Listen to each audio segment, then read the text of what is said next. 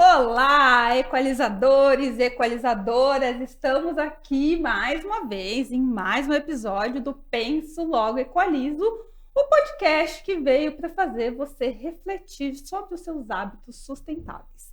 Lembrando que esse é um oferecimento da Ambev, que deseja a todos vocês um futuro com muito mais razões para brindar. E hoje eu estou aqui com uma pessoa que é a pessoa que veio falar comigo sobre plástico de uso único, consciência ambiental. Eu estou muito feliz de ter ele aqui no estúdio com a gente, com vocês. Tchan. Chechel! E aí? Chechel, muito obrigada por ter você aqui. Eu estou muito feliz de ter você aqui. Legal. De conversar. Quero fazer já um brinde. Vamos abrir aqui para fazer Bora. um brinde. Porque nosso assunto hoje é muito importante. Esse barulhinho é estimulante, mas né? Então você vê, ó, trouxe até aqui umas água com nata para a gente equalizar e conversar muito sobre consciência ambiental, que eu acho que é o mais importante. Eu acho que você é a pessoa certa para conversar com a gente sobre isso. E eu quero começar, antes da gente começar contando a sua história, eu quero fazer uma pergunta. Eu vou trazer como referência uma música de uma banda que eu gosto muito, que é o Skank, Pacato Cidadão. Que tem uma parte que fala, para que tanta sujeira nas ruas e nos rios? Tudo que se suja tem que limpar. Na nossa situação atual, você acha que a sociedade está meio pacata em relação ao lixo? Muito. Eu acredito muito que a sociedade, no geral, ela aprendeu de uma forma errada, né? De uma forma equivocada, na verdade. Nós aprendemos, né? Porque, falando de mim mesmo, eu não nasci assim, né? Ao longo da minha vida, eu fui tendo experiências e entendendo um pouco como que a gente deveria se comportar no planeta. E eu acho que todo mundo tem essa visão, mas tomar atitude e fazer a sua parte dentro da sua casa, dentro do seu escritório, no seu dia a dia, é que a gente tem uma dificuldade, porque principalmente nessa área que nós estamos falando, que é o plástico. Que é quando você... o plástico foi inventado, se eu não me engano, há uns 100 anos. Ele não é uma coisa tão antiga assim.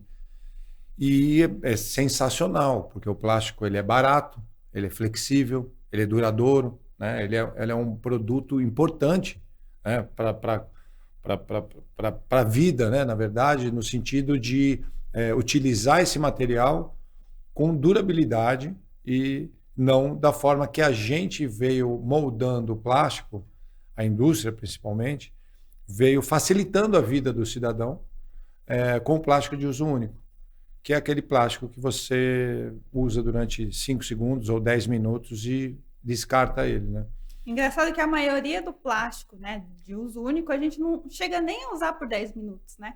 Porque, tipo, um canudo, você não usa por uma garrafa de água plástica, né? Você toma água, ela vai para algum lugar, né? E você, assim, né, como tem uma bagagem aí muito maior que a minha, até, você acha que é impossível mesmo, como as pessoas falam, reduzir ou retirar o plástico da nossa rotina? Eu não acho impossível. Eu acho que é um trabalho muito que depende de várias coisas. Depende do poder legislativo, executivo, que é onde você consegue determinar algumas leis que acabam sendo educativas e dão um impulso para que as pessoas entendam.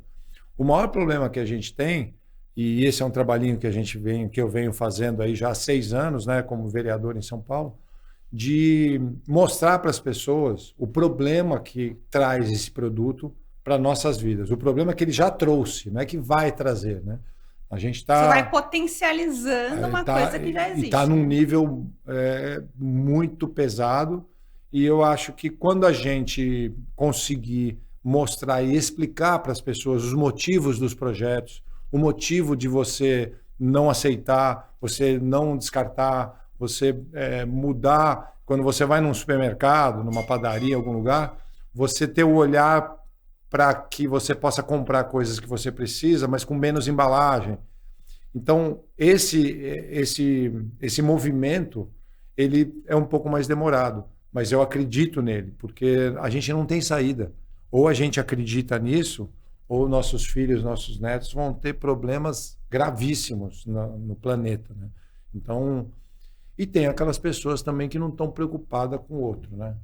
Então, também... Mas isso eu acho que é uma exceção. Não vai fazer diferença, meu copinho não vai fazer eu sempre diferença. dou um exemplo com a questão da bituca de cigarro.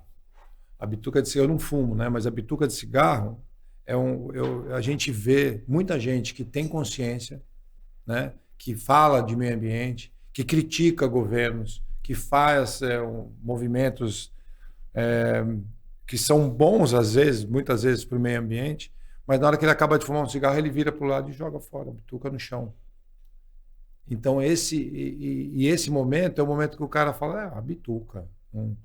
Eu dei uma história muito interessante com uma amiga, que é uma artista plástica, há uns 5 anos. Logo depois que eu me elegi a primeira vez, a gente estava almoçando, ela pediu licença, saiu da mesa, foi até ali fora do restaurante, que era uma área aberta, assim, a gente conseguia se comunicar, se ver, se comunicar.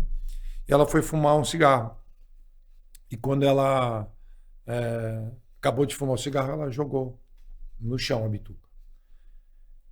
Aí eu fiquei, na volta dela para a mesa, eu fiquei pensando como dizer isso para ela, né? Sem problema nenhum, que é uma amiga íntima, até hoje uma querida, que eu amo, que eu adoro, e não teria problema nenhum. Mas qual é a forma de você tocar no outro para que ele mude o hábito?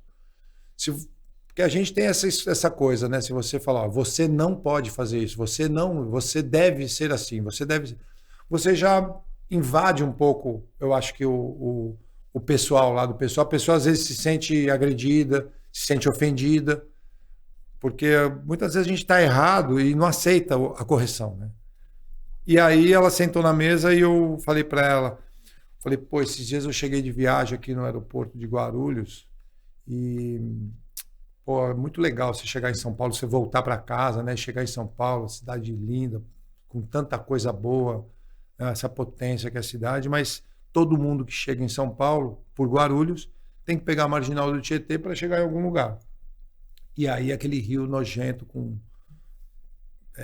plástico boiando, sujeira boiando, sofá boiando, tem tudo ali, né? Ela virou na hora para mim e falou, nossa, mas não dá para fazer alguma coisa? Eu falei, dá. Você tem que parar de jogar bituca de cigarro no chão. Ela falou, por quê? Eu falei, porque a bituca de cigarro, você joga uma bituca. Ela vai para onde? Ela vai para o esgoto. Na hora que vem a chuva ou uma limpeza, ela vai para dentro do esgoto. Só que mais 1 trilhão de pessoas fazem a mesma coisa. Então não é uma bituca, são milhares de toneladas de bituca. E isso, nossa, na hora ela caiu a ficha para ela, sabe? Porque as pessoas não relacionam as coisas. O seu dia a dia com a natureza e tudo mais.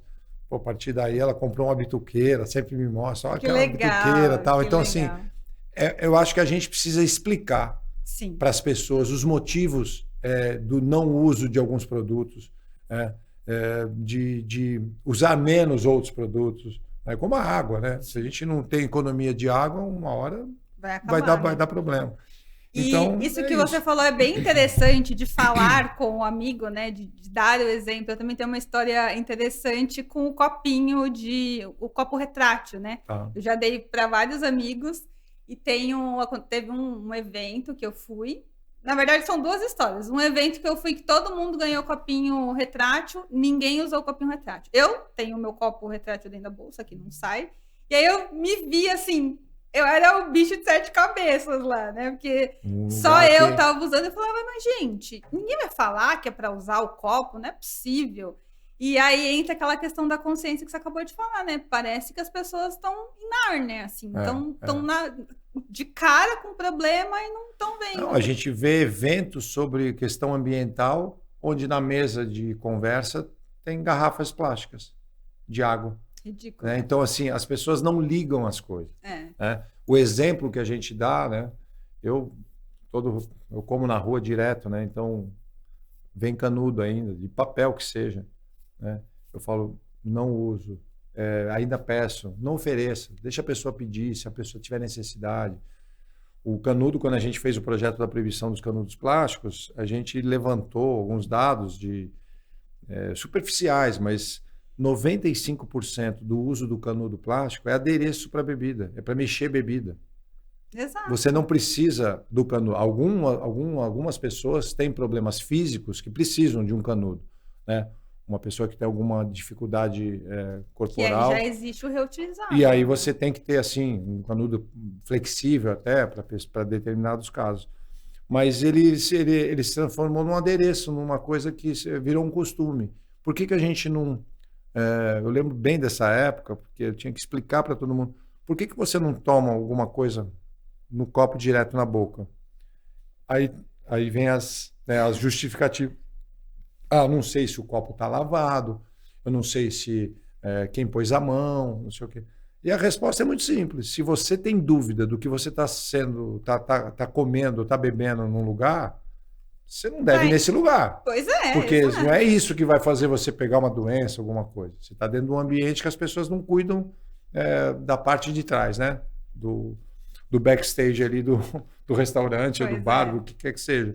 Então, tem muito isso, né? De você poder explicar para as pessoas, poder abrir. Então, esse espaço, por exemplo, que você está abrindo aqui para mim, é importantíssimo para que muita gente possa escutar e começar a refletir. Eu acho que lei nós temos mais de 2.000 leis em São Paulo e é muito ruim você fazer lei. Porque uma coisa que deveria ser básico, né, da sociedade. Mas no caso que a gente tem aqui na cidade, eu acho que no país, por um todo, né? Se você não der um impulso com uma lei forte, rígida, e mostrar, porque aí sim as pessoas vão procurar saber o porquê disso. Aconteceu isso com os canudos, tem acontecido nos meus outros projetos, no projeto de plásticos de uso único, que são 5 itens, que são copos, pratos, talheres, mexedores de bebida e haste de balão, que parece uma bobagem, mas tem milhares de quantidades sendo vendidas em festas e tal. Balão então, também você podia colocar aí na lista e tirar. Também é. Mas aí o que acontece? A gente já votou em primeira votação, esse projeto vai ser votado em segunda, esse projeto vai se tornar lei, nós não temos como voltar, regredir. Existe um plano de metas da Prefeitura de São Paulo, onde segue as ODS, né? Onde segue o Acordo Global da Diminuição do Plástico da ONU, Meio Ambiente, da Fundação Ellen MacArthur. A gente tem que seguir um caminho, a gente já tem um caminho a seguir. O que a gente precisa agora é entrar no eixo e começar a mostrar para as pessoas, né? E é bom você falar isso porque as pessoas pensam que é coisa da nossa cabeça, coisa de ecochato, que não quer usar o plástico, porque sendo que existem, né, coisas maiores por trás disso e que a gente tem que... E que afeta a essa pessoa que rejeita essa lei ou esse uso, né? Ela rejeita. Então, eu acredito muito que a gente podendo falar cada vez mais nesse assunto. Ontem ainda eu fui assisti uma peça de teatro muito boa, que está no Sesc Santo Amaro. Até coloco aqui porque é interessante, fala muito sobre meio ambiente. Chama O Brasil é Lindo. Não, eu vou pegar aqui para falar direitinho para vocês. Mas aí, enquanto eu pego, eu vou dizer para vocês que o que eles estavam falando ali, assim, um cara era um prefeito de uma cidade X, querendo votos, querendo fazer acontecer, e aí ele falava dos ecochatos. Aí vem esses maconheiros aí da USP querendo, sabe? Tipo isso, né? Então, assim, a impressão que tem, que muita gente ainda tem, que é um absurdo, mas ainda tem, que é quem trabalha com isso ou protege o meio ambiente e quer fazer uma coisa legal, acaba sendo julgado como pessoas que não têm o que fazer ou alguma coisa assim. Então, depois eu passo para você, aí você coloca no ar para a galera poder assistir. Eu coloco na descrição, o link na descrição desse vídeo. Muito legal. Bom? E é isso. Então, quando a gente fala nisso, a gente é chato, mas tem formas. Eu acho que hoje, já nos 6 anos que eu estou como vereador, já mudou muito. Eu sinto uma diferença enorme. Sim. A gente já avançou muito. Tem muita coisa boa acontecendo nesse tema, né? Eu acho que a gente está indo para um caminho bacana. Mas a gente precisa de mais consciência. Né? E uma outra coisa que é um trabalho que eu estou fazendo também, começando a fazer, que eu acho que agora, né, no começo do ano vai ter um um resultado inicial muito bom, que é levar para a escola pública um material de sustentabilidade e proteção animal, que são as duas coisas que eu trabalho, que é para que você possa ter a criança já tendo contato do que é bom, o que é ruim, e a criança é muito esponja, né? Sim. A criança sabe já no ato, já... E esse tema é interessante. Por que a gente não tem uma matéria de educação ambiental nas escolas? Eu acho que as matérias, eu lembrando da época que eu estudava e hoje vendo pela minha filha, que já acabou a escola, mas outras crianças, eu acho que tem algumas escolas que tem, mas é muito transversal o tema dentro de matérias, né? Alguma coisa em geografia, alguma coisa, mas não tem especificamente um trabalho para falar do dia a dia, porque a gente não adianta falar para uma criança que estuda aqui em São Paulo só da Amazônia. É importante falar da Amazônia, é importante falar do Pantanal, é importante falar de tudo que está acontecendo, mas é muito mais importante ela entender o uso das coisas e as reações dela perante o planeta no momento que ela está vivendo, na casa dela, na escola, no dia a dia, com o amiguinho e tal. Essa criança não vai ter... Nós não vamos precisar trabalhar para mudar o hábito dela, porque ela já cresce com consciência e uma coisa sempre eu falo, que as pessoas têm dificuldade de mudar hábito porque tem medo. Ah, não, isso aí para mim é ruim. Não dá, isso aí eu não consigo. E não é ruim. Quando eu fiz, quando a gente votou em primeira votação e foi aprovado o projeto das sacolas plásticas, que é uma outra que vai entrar agora o ano que vem, e a gente vai aprovar, vai virar lei, porque não tem volta esse tipo de tema. A Globo veio fazer uma matéria comigo, foi fazer comigo na Câmara uma matéria, e fomos à rua, numa padaria. Ele queria pegar as pessoas saindo da padaria para poder comentar. Aí eu já falei, nossa, os caras vão meter o pau no projeto, né? Mas foi muito legal que assim saiu um senhor com algumas sacolas de dentro e o jornalista foi falar com ele sobre isso. E falou, olha, tem um projeto que está acontecendo, que já foi aprovado em primeira, pode ser segunda e pode ser que acabe as sacolas. Como é que o senhor vai fazer? Eu já estava esperando uma resposta ruim, né? O cara virou e falou assim, cara, a gente que resolve depois. Eu acho que tem que acabar mesmo com o plástico de uso único, porque está poluindo o planeta. Aí eles lembram da tartaruguinha, lembram de coisas que eles veem na televisão, mas a consciência do cara, olha, depois a gente resolve. Vamos resolver o problema de todos primeiro. O de agora. O de agora e o de todos, né? Que é do planeta, para todo mundo. Cada plástico que a gente evitar de uso, cada lixo que a gente não descarta, a gente está ajudando o planeta. Então hoje, por exemplo, na minha casa eu diminuí horrores ao longo da minha vida o que eu descarto. E o que eu descarto eu tento descartar de uma forma mais sustentável, consciente. Né? Então isso, se cada um fizer esse papel, não vai mudar a vida, vai melhorar a vida. Com certeza. E tem aquela questão também que a galera acha que tô separando o meu lixo, tô fazendo certo, né? Sendo que a grande sacada não é você só separar o lixo, né? É não trazer para dentro de casa. É tentar reduzir. O pessoal não entende isso. E é possível, né? Com certeza. Bom, agora que ele já explicou que é possível viver sem plástico, vamos começar. Eu quero que você conte um pouco da sua história, um pouco da sua trajetória, como que você entrou nesse mundo da sustentabilidade, que, né, a gente já falou aqui dos ecochatos, mas se a gente for parar para pensar, é um mundo meio à parte. E aí, no meio da sua declaração, aí eu vou fazendo algumas perguntas, tá bom? Bom, eu sou de uma família que vem da questão ambiental. Meus irmãos, os dois irmãos mais velhos, sempre... um deles foi fundador do Partido Verde na época, fundaram, eu era garoto ainda. Eu participava muito pouco dessas ações, porque assim, quando eles tinham alguma manifestação de fazer alguma reivindicação nessa área, eu ia junto, garoto e tal. Mas eu sempre tive contato com isso. Meu irmão mais velho, o Ricardo, foi secretário de Meio Ambiente do Estado, no governo Mário Covas. Então, eu sempre tive muito contato com isso. Mas eu sempre fui empresário, eu nunca tive cargo público, eu nunca tive nenhuma relação, além de ajudar meus irmãos em campanha eleitoral, eu nunca tive nenhuma relação com o poder público, né? E eu sempre falei não à política. Eu já falei isso, jamais eu vou me candidatar, jamais eu vou querer trabalhar no poder público ou ter um cargo. Mas por que você falava não? Você achava Porque primeiro que eu tinha o meu trabalho, eu fui produtor de cinema dos 15 aos 30 e poucos anos, cinema publicitário, eu chamo de cinema porque na época não tinha vídeo, era película, então aí eu tive outros negócios, eu tive restaurantes, tive academia, tive outras coisas, eu sempre vivi muito bem nesse caminho como empresário, um pequeno, médio empresário.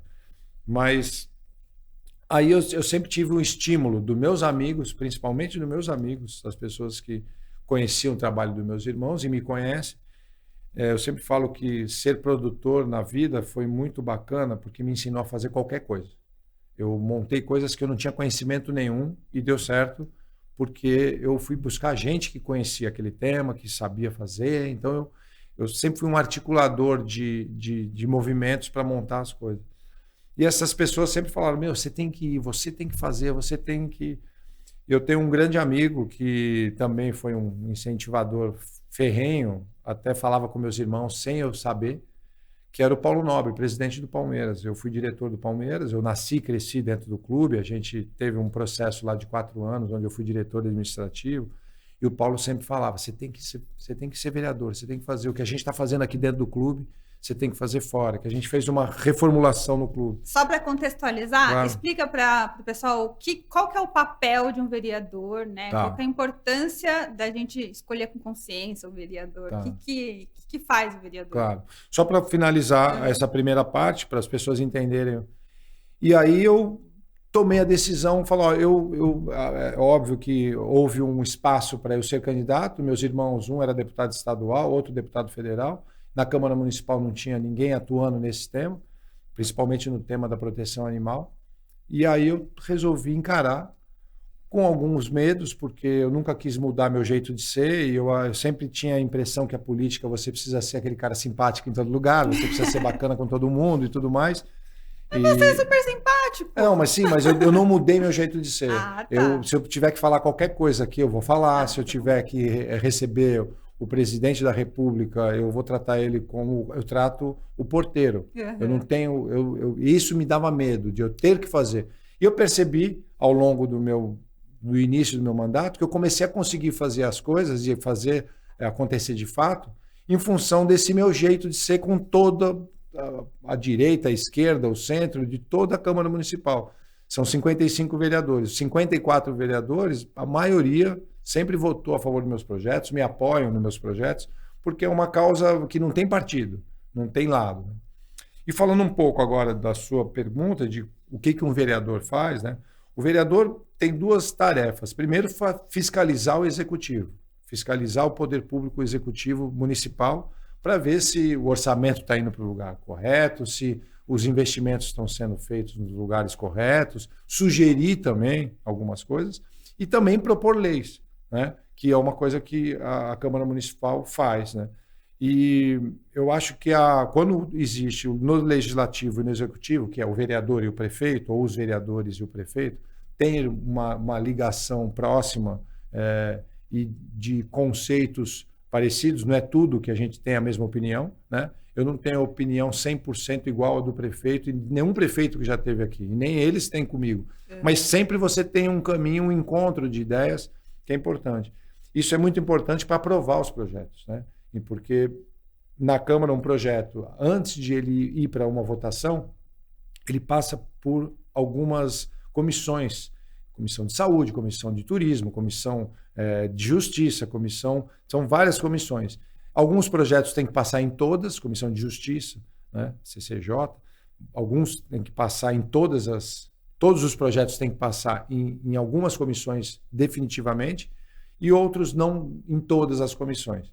Ele é aprovado nessas comissões, depois ele pode ir a voto. Aí você tem um trabalho político para colocar o teu projeto dentro de uma pauta, porque tem 300, 400, 500 projetos. Todo vereador quer colocar o dele na pauta. Então você tem um trabalho político de conversa dentro da casa e tal para colocar o teu projeto ali. Aí ele é votado em primeira votação.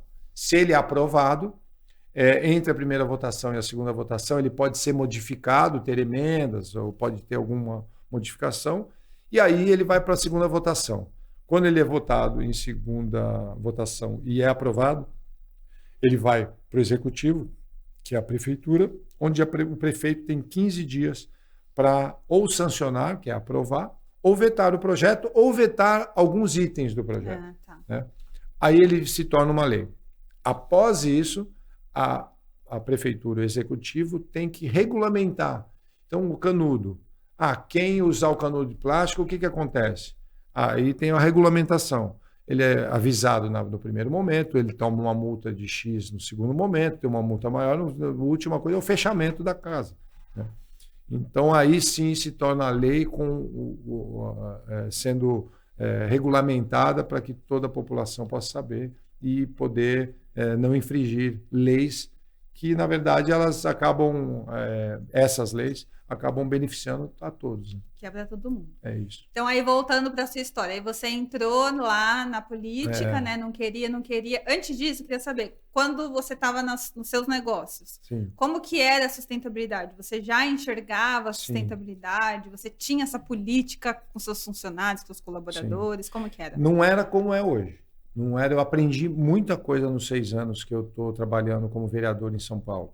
Eu não cheguei sabendo. E eu já tinha essa consciência por causa da família, por causa dos amigos, né, do meio que eu vivo, muita gente com essa consciência, né? Então eu sempre tive essa pegada. Mas quando eu assumi a vereança, 3 temas que foi o mote das minhas campanhas e é o que eu fiz e graças a Deus estou conseguindo realizar e vou entregar coisas bacanas, como já entregamos, é na área da proteção animal, da sustentabilidade muito voltada ao plástico. Sim. E a cultura, que é uma área que eu atuei e vou voltar a atuar no futuro da minha vida também. Então, eu consegui, com esses 3 temas, muito focados nos 3 temas, eu costumo dizer que um vereador, um deputado que atua em vários temas, ele acaba não conseguindo realizar nenhum. Porque é muito trabalho, não é uma coisa tão simples, né? Muitas vezes tem muita gente na política que divulga muita coisa, que está fazendo muita coisa, isso traz muito voto, mas no final não traz o processo, não se torna fato. Né? Uhum. Então eu foco muito nos meus projetos, porque eles comecem e acabem sendo realizados, como os hospitais públicos de cães e gatos, que eu fiz 2 Sim. em São Paulo, na Zona Sul e na Zona Oeste, os castramóveis, que são 5 ônibus veterinários que rodam a periferia da cidade castrando animais gratuitamente. A gente castrou mais de 50 mil animais até agora.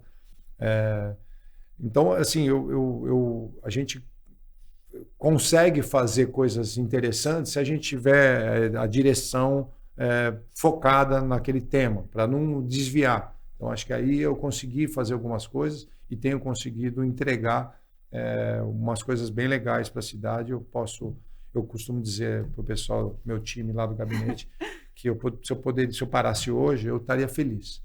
Porque eu já consegui, dar uma avançada na área cultural. A gente promoveu peças de teatro no meio da pandemia, no momento que ninguém tinha trabalho.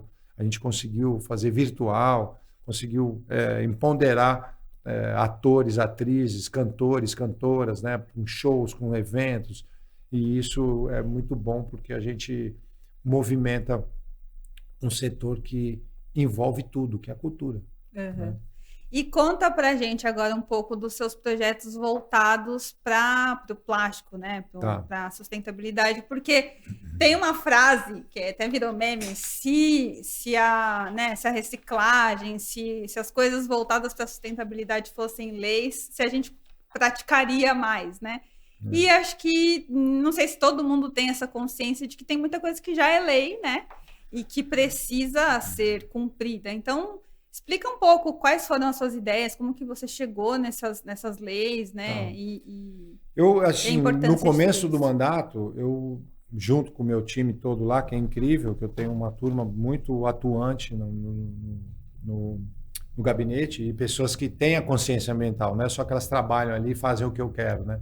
Eles me trazem muita informação, me trazem muita... Sim.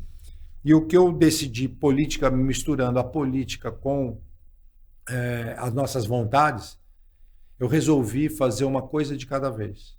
Por exemplo, o projeto dos canudos plásticos foi o primeiro projeto. Por que só os canudos? Eu não coloquei outros itens. Porque ele não ia ser aprovado. porque a resistência é muito maior. Então, a gente começou devagarinho com o canudo. Deu certo o canudo.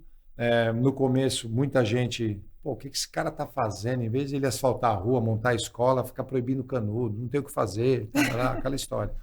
Depois as pessoas começam a entender como que é importante isso. Aí eu fiz o segundo projeto, que são dos itens de plástico de uso único, que eu acabei de comentar, que é um outro projeto. Aí depois fiz o Água da Casa, que é o projeto que bares, restaurantes são obrigados a oferecer no cardápio, escrito em letras visíveis, não precisa ser garrafais, mas visíveis, que ele oferece uma água filtrada gratuitamente para o cliente. Que é uma coisa que também nem todo mundo sabe, né? Que a gente pode pedir água da casa. Sempre. Né? A gente pode pedir água da casa, não seria uma lei, mas eu estou fazendo uma lei. Sim. Porque não tem jeito de a gente competir com a indústria que quer vender a sua água e vende o plástico junto. A gente não compra água, a gente compra um plástico e um transporte do plástico. A água já é nossa, entre aspas. Né? Então, esse projeto também está avançando. O das sacolas plásticas eu já falei. Plástico descartável, estou olhando aqui porque eu esqueço, tem bastante coisa. Fica à vontade. Agora eu tenho um projeto rodando na Câmara de amostras grátis, que não é nem grátis, amostras de hotel, onde você tem sachêzinho de shampoo, sachêzinho de sabonete, sachêzinho de creme, aquilo tudo vai para o lixo, e isso eu duvido que vá para reciclagem, porque a reciclagem no planeta, num todo, não chega a 10%, e no Brasil não chega a 3%, em São Paulo não chega a 3% de todo o plástico que é produzido e todo o plástico que é reciclado. Não é reciclável, porque as pessoas acham que o reciclável já resolveu. Se ele não for reciclado e voltar para o mercado, ele não. Sem contar que o plástico também tem aquele prazo de validade que a gente, tem um prazo ali que dá para reciclar. E as pessoas também não pensam nisso, né? Sim. Então, essas amostras são importantes. É um projeto que a gente também vai aprovar. Eu já vejo em muitos locais, pousadas, hotéis, já com um sistema de refil para um lugar onde você pega o seu sabonete e o seu shampoo, né? E isso ajuda muito, porque você imagina, a gente fala de um hotel, o que tem em São Paulo de hotel? O que tem de gente utilizando ou que não utilize aquele produto vai para o lixo, né? Então, são pontos que a gente toca que não vai resolver o problema. O problema não vai ser resolvido com uma dessas leis que eu acabei de dizer. Ele vai ser resolvido no momento que as pessoas tiverem mais consciência, e para ter mais consciência, a gente tem que fazer lei para chegar nas pessoas de uma forma que ela vai ter que olhar. Você chega numa rua sem saída, que é para onde a gente está indo com o plástico. Você tem que achar um jeito de sair dali. Você não tem como voltar, vamos dizer. Então você tem que achar um caminho. E a lei acaba sendo isso. A pessoa, quando chega ali naquela rua sem saída, porque a lei proibiu que ele use um copo de plástico e jogue no lixo em seguida, ele vai entender o porquê disso, né?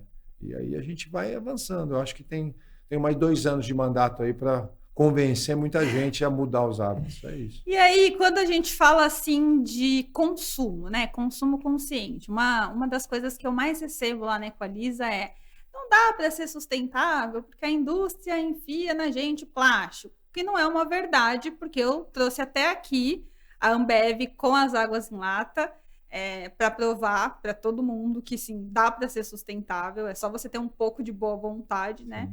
O ideal é que você tenha a sua garrafinha, mas, sei lá, tô na rua, aconteceu alguma coisa.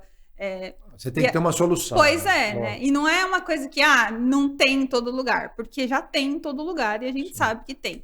Mas como que você vê essa relação indústria-consumidor? Você acha que a indústria está melhorando? Você acha que o consumidor... Eu fiz a pergunta lá do Pacato Cidadão.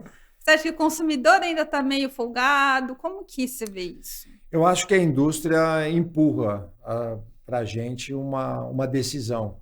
Ela pode sim mudar. É muito interessante o que você falou da Ambev, porque quando eu aprovei o Água da Casa, em segunda votação, foi 15 dias depois, a Ambev lançou a lata de alumínio para água. É uma sacada deles como indústria, já melhorou muito. Eu eu preferiria que não tivesse embalagem nenhuma, mas o alumínio é um produto que tem um valor agregado na reciclagem, né? Eu brinco que quando uma pessoa solta uma lata de alumínio no chão, ela não cai no chão porque vai passar alguém pegar no caminho, sabe? É porque ela tem valor, né? O plástico já não tem esse valor, né? Então, as pessoas preferem muito mais o alumínio do que o plástico para reciclagem. Então, eu acho que a indústria acaba, no geral, ela não está sendo... ela não está tomando a frente. A indústria poderia já reverter esse movimento e usar isso como uma campanha institucional maravilhosa para a marca. Eu tive com o pessoal da Ambev, na época que eu fiz o Água da Casa, houve resistência, houve não só de uma marca, mas de várias marcas. E eu sugeri para o diretor de sustentabilidade da Ambev na época, um cara muito bacana, que foi conversar, a gente conversou algumas vezes. Falei, por que vocês não mudam a embalagem do Guaraná? Porque a embalagem do Guaraná é verde e ela tem polímeros que acabam tendo mais dificuldade na reciclagem, ou um custo maior e tal.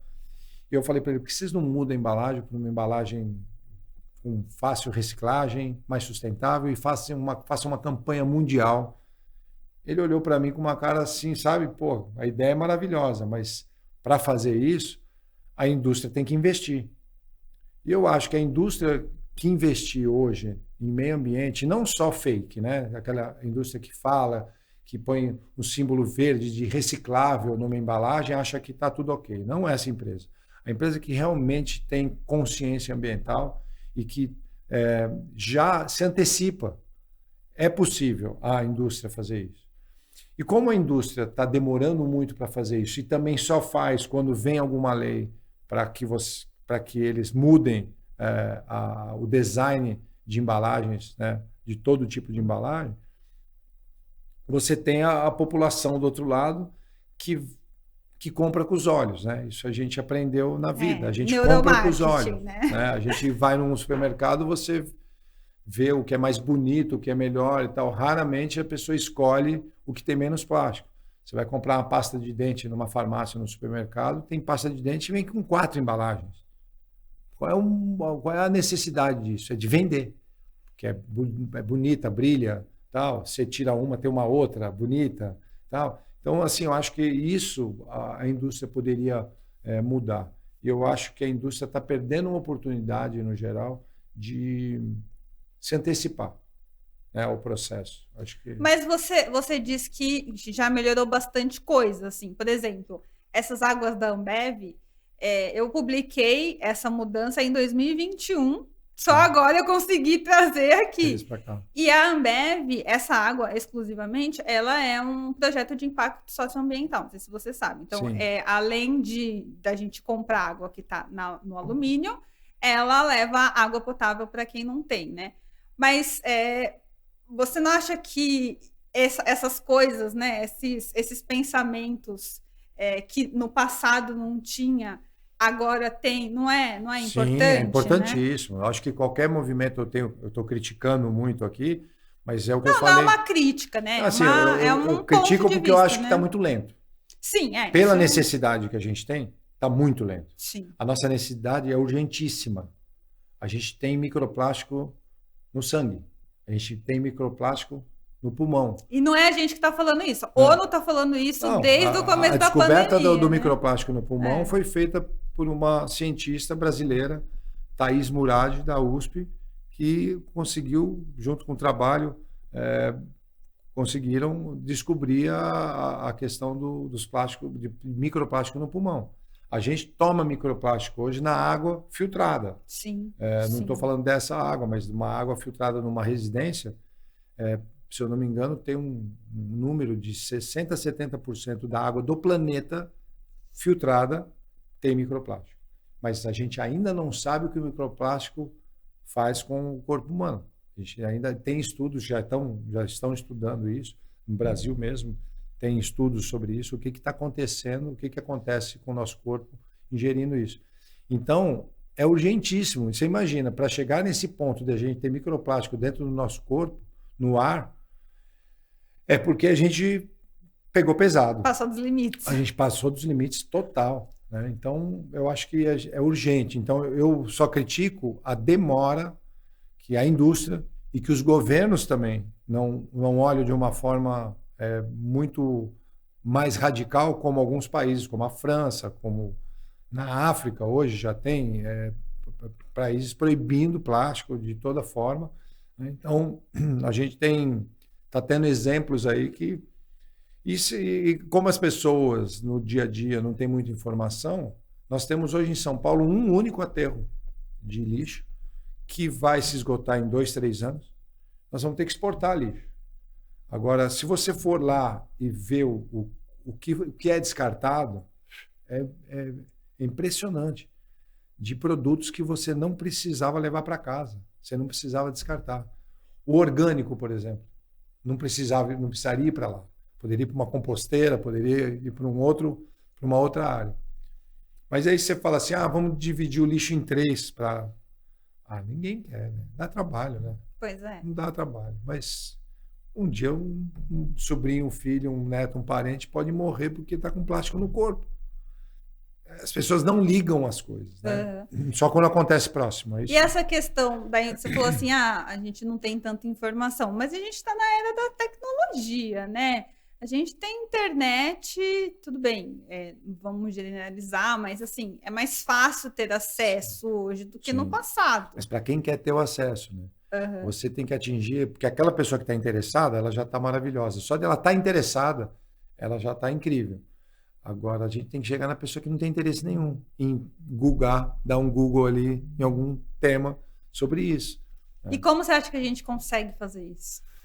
Com esse trabalho de formiga, na minha parte, como um legislador, um vereador da 5ª capital do mundo, criar projetos e criar situações e eventos e falar nesse assunto o tempo todo, mas é um trabalhinho de formiga. O que eu faço não vai resolver o problema de São Paulo, nem lá, mas vai ajudar. E se outros vierem, que tem muita gente, tem muita indústria com esse conceito, já começando com o conceito de autossustentabilidade, já tem muita gente fazendo isso. Eu acho que vai mudar. Eu espero ver isso em vida ainda, ver um avanço no país. Agora, eu acho que no Brasil, isso é uma opinião muito pessoal, eu acho que precisa de uma mão mais forte do governo, dos governos, do federal, dos governos estaduais no Brasil inteiro, pesada. O político tem medo de legislar contra isso, porque talvez possa achar que perca voto, ou a indústria para de apoiar. Tem um jogo financeiro aí dentro disso gigante, né? Mas você já vê políticos interessados de fato no assunto? Só que Sim. Realmente tem medo de se posicionar? Eu vejo assim, vou dar um exemplo da proteção animal. Alguns anos atrás, quando eu comecei como vereador há 6 anos atrás, não tinha nenhum vereador que trabalhava com proteção animal. Uhum. De lá para cá, apareceram vereadores, deputados, porque é uma causa que traz um retorno. Se você realmente realiza, traz um retorno. Eu acho que tem muita gente vindo para o poder público, e eu falo isso sempre, quanto mais gente se apropriar da política no Brasil, chegar próximo à política, vai melhorar muito. É aquela história, né? Se o Estado não está ocupando um espaço, alguém vai ocupar, e quem vai ocupar não vai ser alguém legal.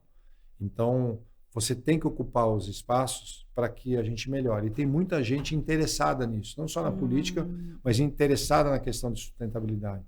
Hoje, uma empresa, uma indústria, para contratar um funcionário que tem entendimento de sustentabilidade para fazer uma autogestão da sua empresa, tem dificuldade. Mas já tem gente preparada para isso. Então, eu acho que está vindo muita gente, principalmente os jovens. Né? A molecada está vindo já com chip transformado. Eu acho que muitas das crianças estão levando para dentro de casa algumas regrinhas que o pai e a mãe nunca pensaram. Né? Essa história que eu te falei do ano que vem, a cidade de São Paulo começar a dar uma instrução curricular para as crianças de sustentabilidade e proteção animal, eu tenho certeza que isso é um foco de disseminação dessas ideias, porque o menino, a criança, leva para casa e ensina a família. Então, sabe, é muito Tem bom. eu tenho até uma história, não sei se você conhece, ela é uma ativista, ela é médica, na verdade, médica de coisas extremas, assim, ela vai pro Alasca ajudar pessoas que estão lá escalando. O nome dela é Karina Oliane. Karine Oliane. Ela contou uma história que ela tem um projeto ambiental com as crianças. E aí as crianças levam para dentro de casa o que ensinam e ela fala, é sensacional, porque assim, a gente quer falar com adulto, com velho, que não vai entender, que tem outra cabeça, enquanto a gente fala com as crianças e através da criança o pai e a mãe entendem. Ela tem um trabalho incrível, ela foi mãe agora há pouco, eu sigo ela, né? Um trabalho muito legal com os médicos voluntários, tal, em países, em lugares que as pessoas têm necessidade.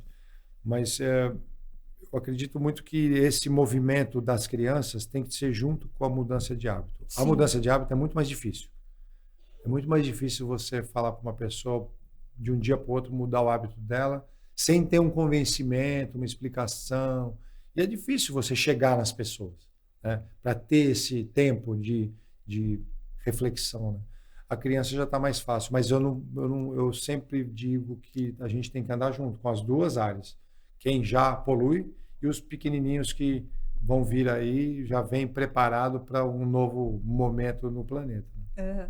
E você tocou num ponto bem interessante, que eu também acredito muito, que do fato do Brasil ainda estar bem atrasado em questões de sustentabilidade, que é um pouco triste até, né? Porque a gente é um país lindo, assim, né? Com tantas riquezas, com tantas heranças, né, dos povos indígenas, que não era pra gente, né, ser uma vergonha. Porque a gente é hoje. Né? E como que você vê isso, assim? O que você já viu de diferente que você fala, putz, nossa, por que no Brasil não é assim? É brincar, exemplo... Você tá com tempo?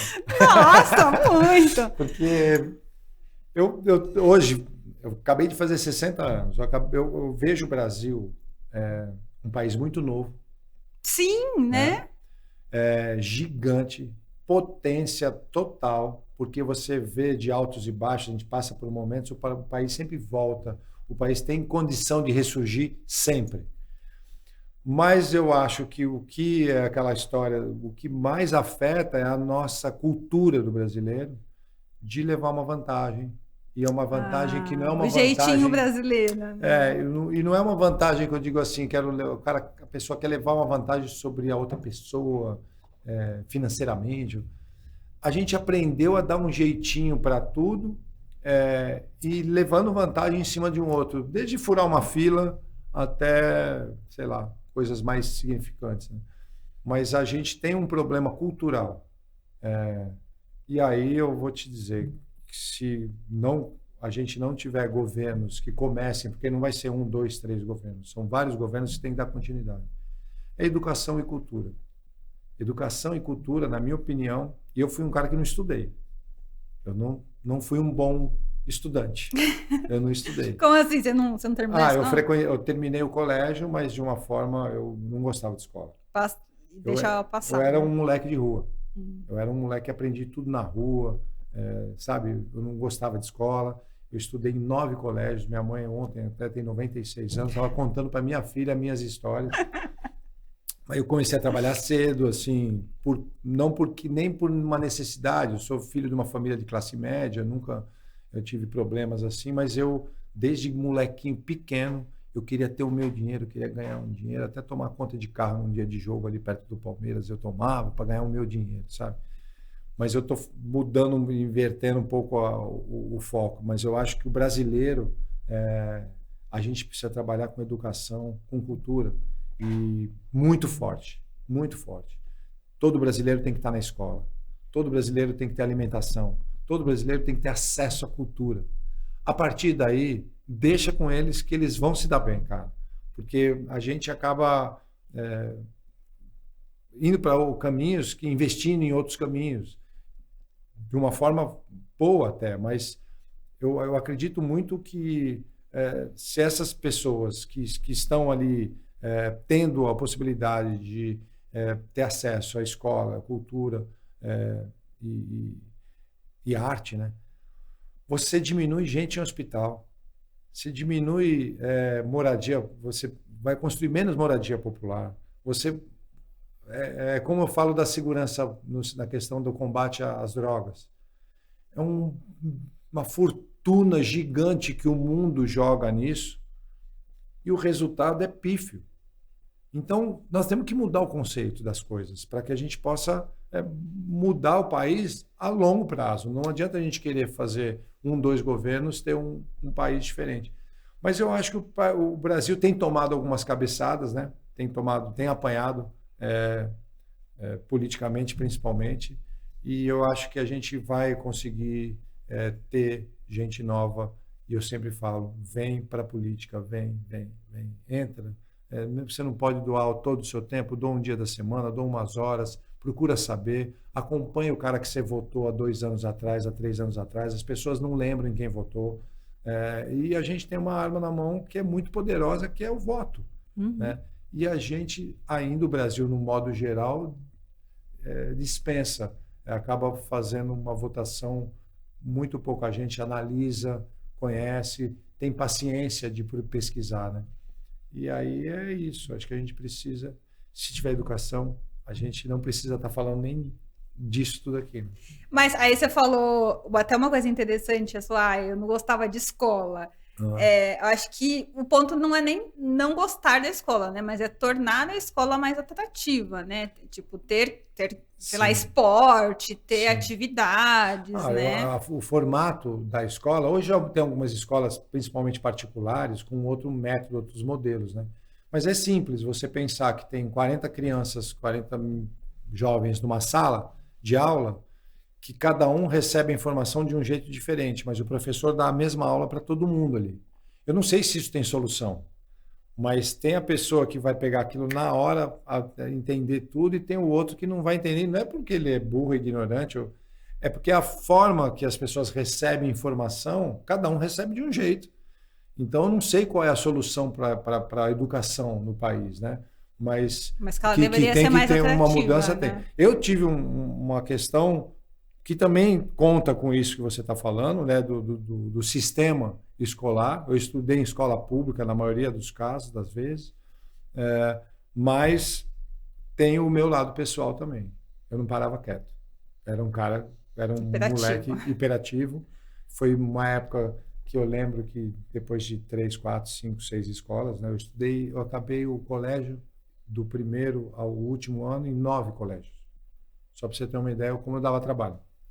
E aí, teve uma escola que muito bacana, eu vou até citar, era um colégio que chamava GGDEC Experimental. Tinha um na Lapa, na Rua Tibério, e um na Rua Diana, na Pompeia. Eu estudei no da Diana.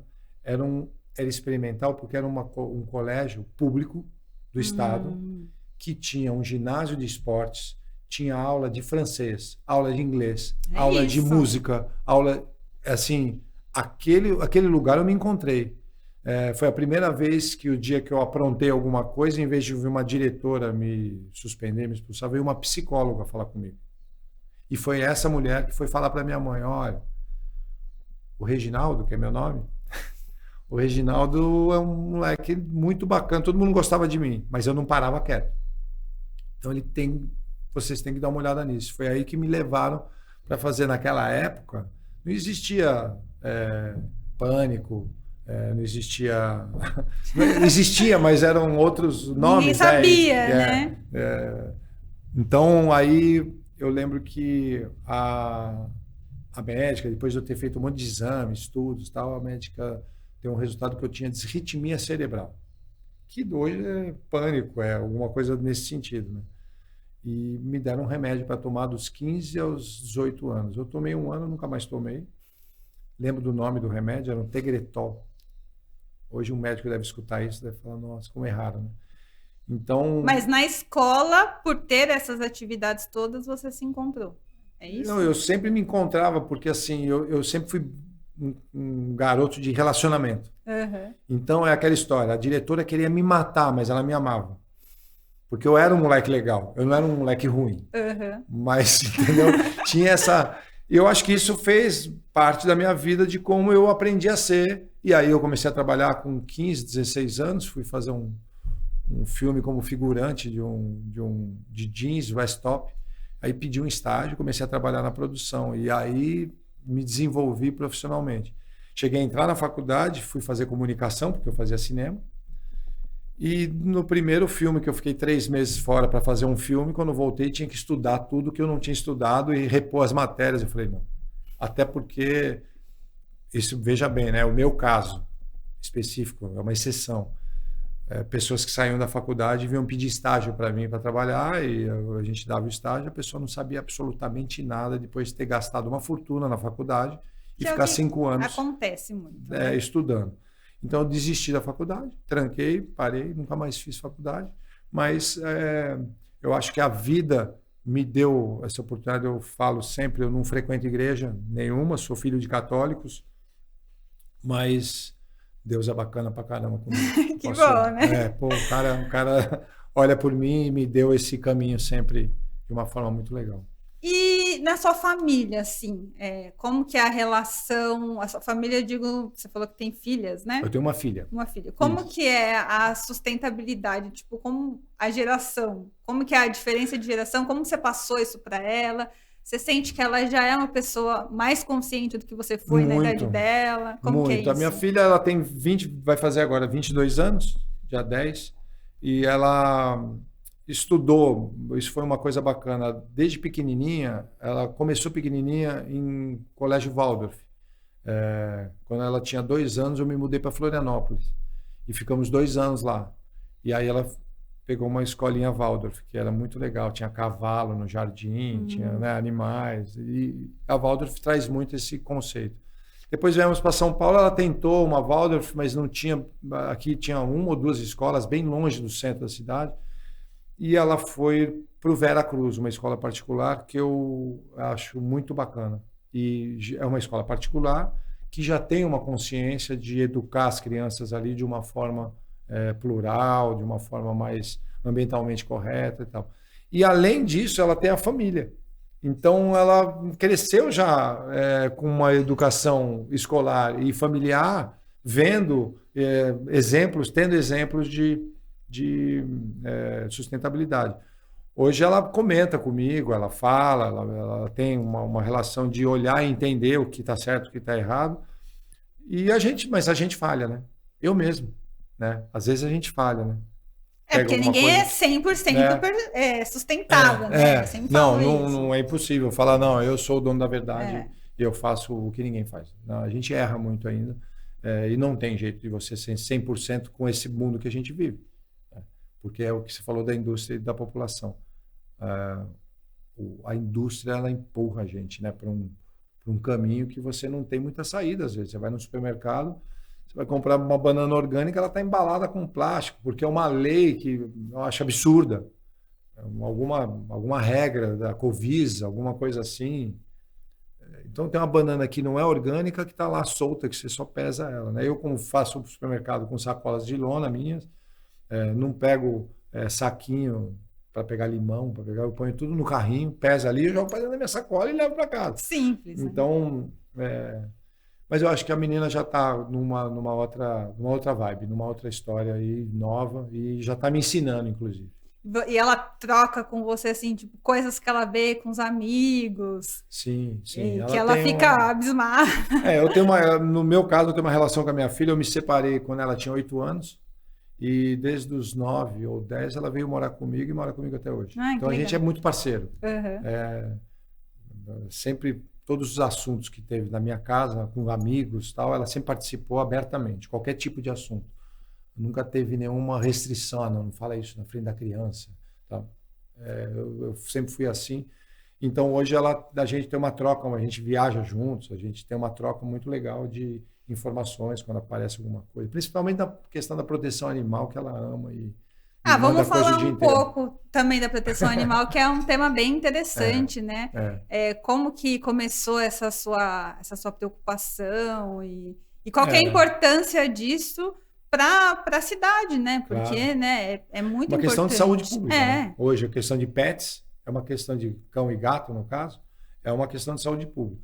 E aí tem os silvestres, os animais exóticos, que não deveriam nem estar aqui, que são os que vêm de fora do país. Eu sou totalmente contra zoológico. Fiz um projeto e aprovei um projeto que não pode mais ter nem aquários nem zoológicos na cidade de São Paulo. Isso eu vejo o zoológico como um absurdo, que eu frequentei quando era pequeno, porque a cultura era essa, e ao longo do tempo a gente vai entendendo. A minha história da proteção animal começou também com meus irmãos, né, atuando politicamente para isso, mas como eu te falei, eu cresci ali ao lado do Palmeiras e ao lado do Parque da Água Branca, onde tinham rodeios, antigamente tinha tudo ali, né, exposição de animais, tal, isso quando eu era garoto. Então ali dentro eu cresci, eu sempre adorei animais, e assim, cachorro a gente sempre teve, né? Minha mãe sempre teve, a gente sempre teve ligação, sempre teve um animal em casa. Gato é um animal que eu comecei a ter contato não faz muito tempo. E tem uma relação maravilhosa que eu adoro, mas eu não ligava muito, sabe aquela coisa? Eu era mais cão. Uhum. Tinha cão em casa, tinha cachorro em casa e tal. E isso foi sempre uma coisa que eu sempre, desde pequeno e até hoje, eu assisto Animal Geographic, Animal Planet, essas coisas que eu adoro ficar assistindo, conhecendo, né?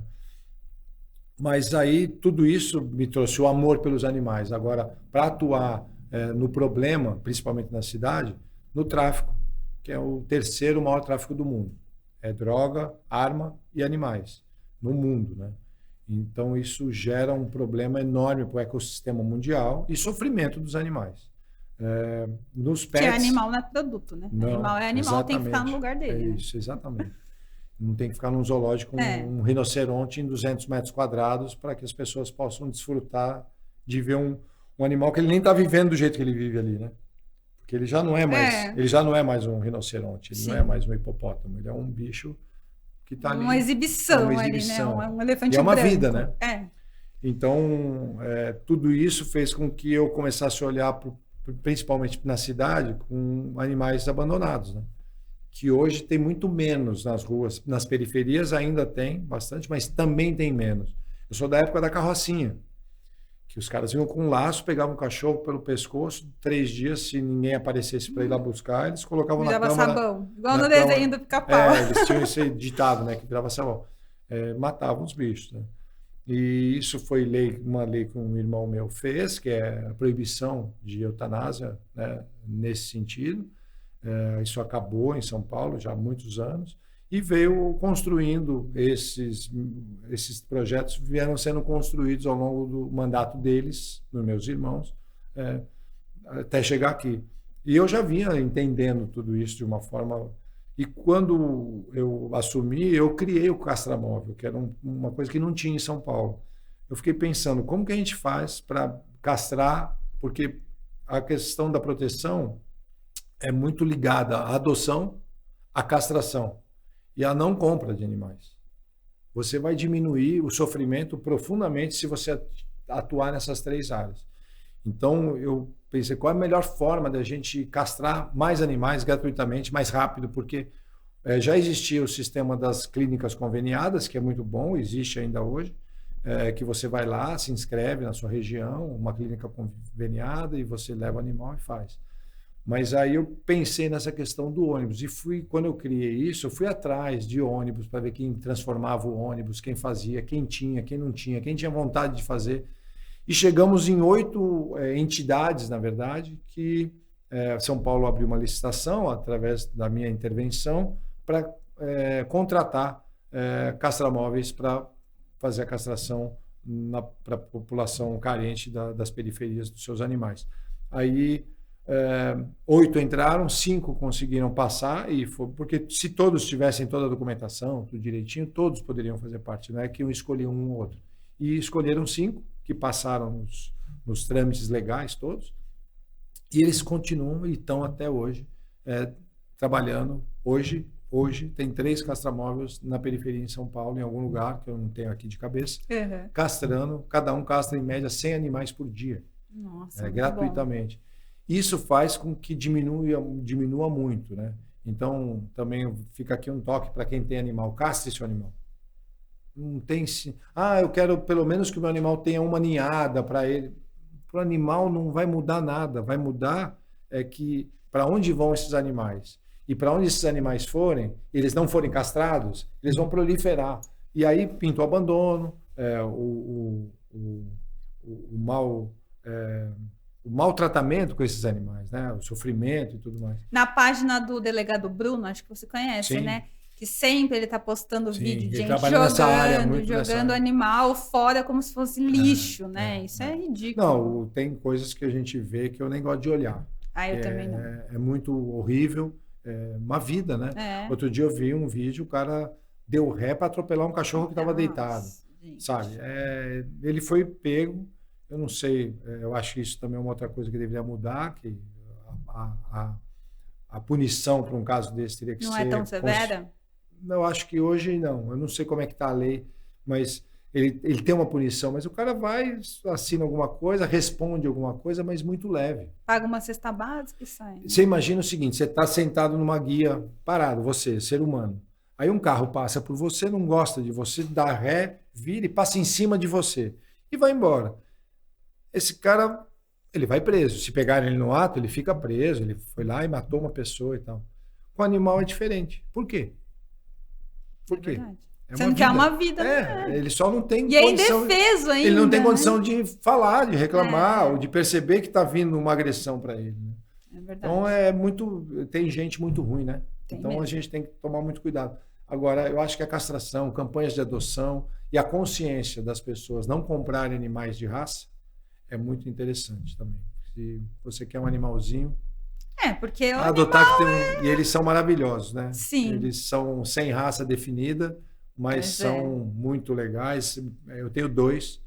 Eu moro num apartamento relativamente pequeno. Eu tenho lá 180 metros de apartamento. Mas teria um monte se eu pudesse. Mas parece que eles reconhecem. Sim, com certeza. O que foram adotados, que você tirou ele de alguma situação. Então é muito legal. A minha melhor amiga tem uma cachorrinha que ela adotou, que ela veio da praia e ela teve uma história, tipo, a história mais triste que você possa imaginar, assim, apanhava, ficou grávida umas 3 vezes, horrível. E ela é a cachorrinha mais dócil do mundo, assim, ela vai com todo mundo...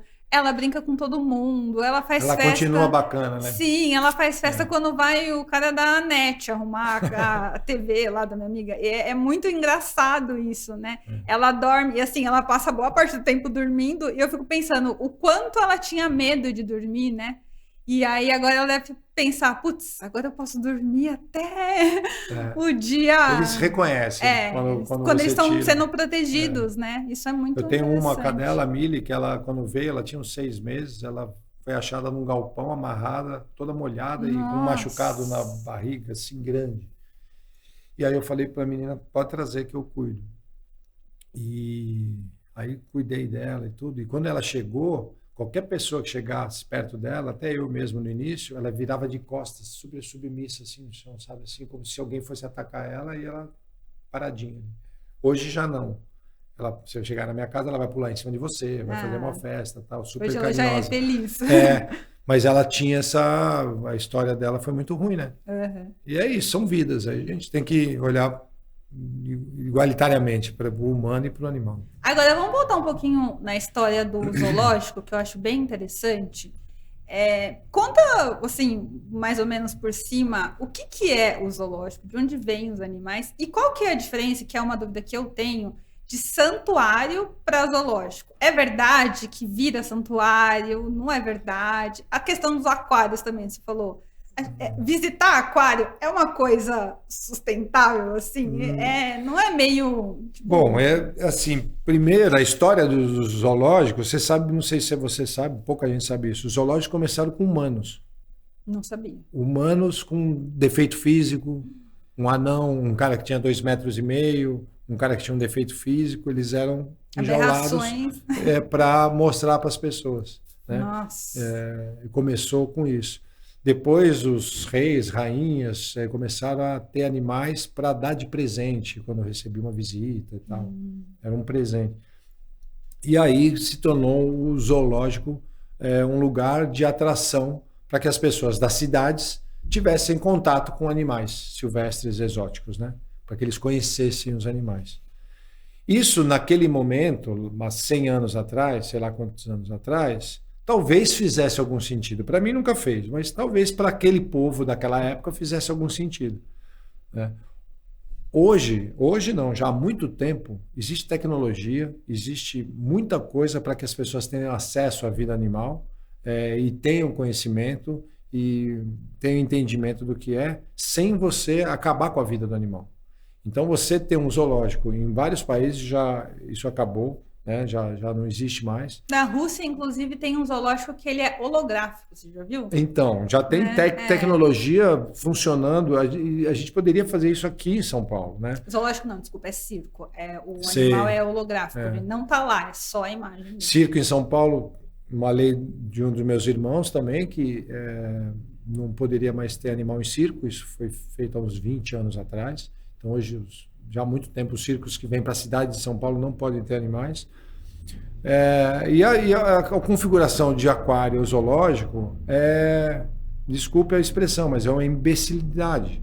E as pessoas que frequentam não têm noção, eles não são culpados, né? Porque a criança gosta de ver, é bonito e tal. É como as baleias no SeaWorld em Miami, né? Na Disney, já não tem mais, né? Então, os tempos mudaram, a gente tem que ter outras formas de lidar com as coisas, principalmente com vidas, né? Porque também animal não é atração, né? Não, animal é animal. Eu tive quando eu fiz a lei da proibição dos zoológicos, na verdade eu fiz porque me veio uma informação que um parque aqui em São Paulo que estava sendo... fizeram uma licitação para privatizar o parque, e que eu não tenho nada contra, que eu acho que às vezes o parque merece ser privatizado para dar um melhor atendimento à população, enfim.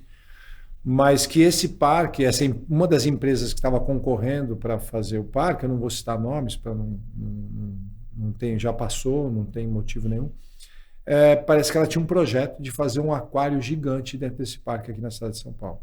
Quando eu soube disso, eu coloquei a lei em pé e votei e aprovei antes de eles conseguirem fazer o parque. No final, não foram eles que ganharam a concorrência, então também foi menos mal, mas a lei foi aprovada, foi sancionada pelo Bruno Covas, né, na época ele prefeito, e então hoje não pode ter novos. Eu não posso legislar pelo antigos. Que tem, que é o zoológico aqui de São Paulo, que é do estado, que eu fiz pedidos ao governador à época que ele fez. Hoje o zoológico é particular, né? Ele foi privatizado também, e foi um pedido que eu fiz na época para que eles acabassem, pelo menos não trouxessem mais animais e não procriassem animais ali dentro. Isso não acabou. E aí eu entro na sua segunda pergunta, que é a questão de santuários. Existem santuários que são dignos de defender um animal.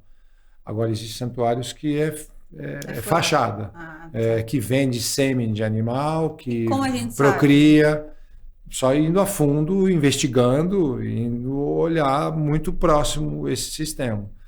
Mas o tráfico de animais, eu já te falei, é um dos 3 maiores volumes de tráfico no mundo, é tráfico de animais. Então, existe muita coisa por trás da fala que é importante ter o zoológico para a preservação dos animais. Desculpe, você não está preservando nada num zoológico, né? Se qualquer santuário ou zoológico que não tiver soltura, não é preservação. Você está confinando o animal, cruzando o animal para ter filhotes, né?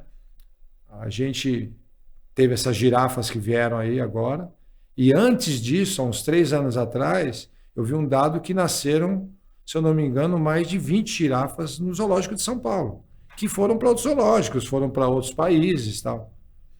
Então, assim, qual é a ideia de você querer preservar um hipopótamo, cruzando o hipopótamo, tendo um filhote que vai ficar preso naquele lugar?